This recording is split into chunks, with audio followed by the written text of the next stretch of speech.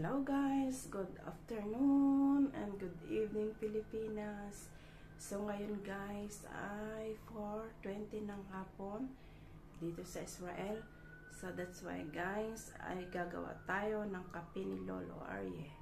Ayan. So ito guys, gagamitin natin itong ating coffee machine na ito. Ayan.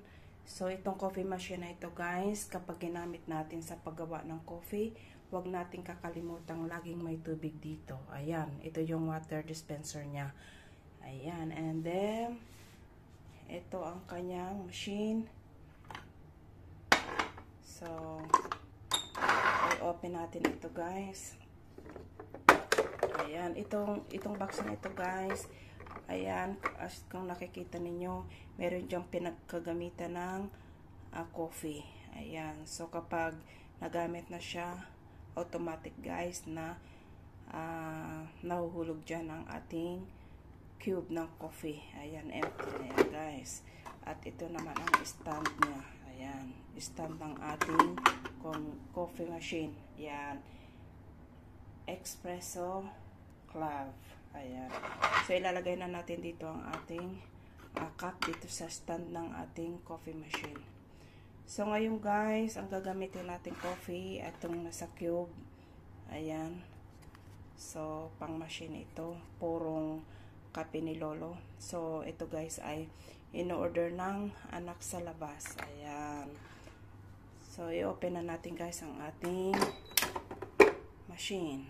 I-wait lang natin guys na mag-go signal siya at saka tayo maglalagay ng cube coffee dito. Ayan.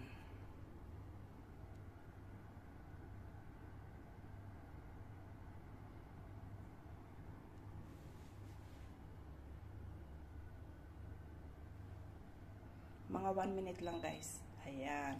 So ngayon i-insert na natin guys itong ating coffee dito na cube. Ayan. So, i-close na natin. And, ipipress na natin yung nasa gitna. Ayan. So, ayan. So, ito guys, ang box ng ating coffee. Ayan, ito. So, 25 pieces sa isang box. Nakita nyo na guys, ito sa aking last na vlog. Ayan. So, maraming stock si Lolo Arye. At ito ang kanyang mga coffee na stock. So, ayan. Purong kape yan, guys. So, tasty siguro yan. At nagustuhan ni Lolo. Ayan. So, ilalagay na natin, guys, dito sa ating lagayan. Isa-serve na natin ito kay Lolo.